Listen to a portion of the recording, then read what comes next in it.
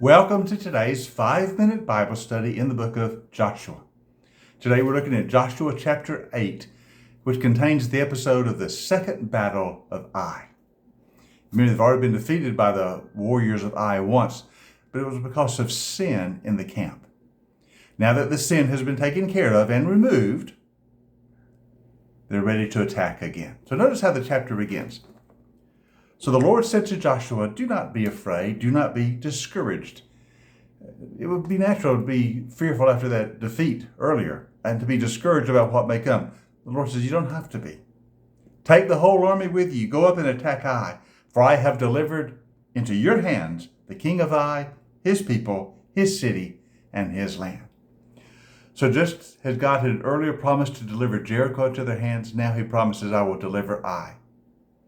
You only lost before because of sin. That's removed. That's taken care of. Now go. I will give you the battle. Verse 2. You shall do to Ai and its king as you did to Jericho and its king, except that you may carry off their plunder and livestock for yourselves. Set an ambush behind the city.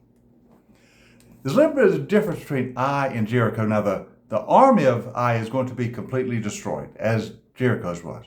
However, the entire city is not given over to the Lord. It's not devoted for complete destruction. Remember, Jericho was. All the plunder was to be given to the Lord. That's why when Achan took some, that was a sin. It's not the case with Ai. You will destroy their army, but the plunder will belong to the people. So Ai is going to be treated a little differently than Jericho. Remember, when they take the promised land, not every location is placed under the ban or they given over to total destruction. Only some of them were, probably because of the level of sin in that place. But anyway, Ai is not. Now, from verses 1 through 29, he kind of describes how the battle is to proceed. Now, we're not going to read all of it. I encourage you to do so. But basically, the battle plan is different for Ai than it was for Jericho. They're to set an ambush. Part of the army is to act like they're attacking, while the rest of the army is to go into hiding. Then when the army of Ai comes out to counter their attack, the Israelites, that is, are to turn and flee. Remember the first battle, they had been defeated and routed. They had fled the battle scene. They're to do that again, but it's a fake.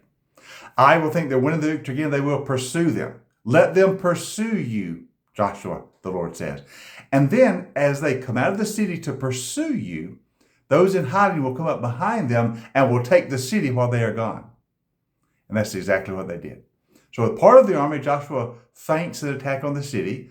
Ai counterattacks. The Israelites begin to flee.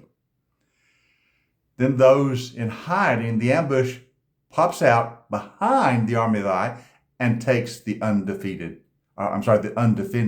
city. They set the city on fire, and then they come out and begin to attack the army of Ai from behind. And then the Israelites fleeing with Joshua turn and attack, and suddenly the army of Ai is caught between the ones who've been in ambush and the ones who pretended to flee, that they're attacked on both sides, and victory is complete. It's a wonderful strategy, so different from Jericho, but every case is not the same. But the Lord once again gives the battle plan and delivers the city of Ai into the hands of the Israelites.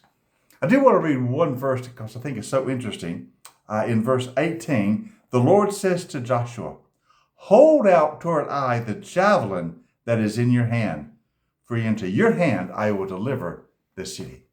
The signal of victory is that Joshua lifts his hand. He holds up the javelin, and the victory is theirs. It's a reminder that the victory is given by the Lord, the victory belongs to the Lord, and the Israelites only win because they are faithful to the Lord. So the Israelites score another great victory. They've taken Jericho. Now they've taken Ai. And with this victory, they are pretty much in firm control of the central part of the land of Canaan, the central part of the promised land. Remember, I've already told you that their strategy was to drive into the center of the land, to conquer the center first. And once they hold the center of the land, which they essentially now do after conquering Ai, then they can turn their attention to the southern part of the land and then later to the north. But with the conquest of Ai, Israel is in control of the central part of the land of Canaan. The central part of the promised land is now in their hands, all by the power of God giving them the victory. Tomorrow we'll continue our study, so I hope you join us for our next session in our 5-minute Bible study in the book of Joshua.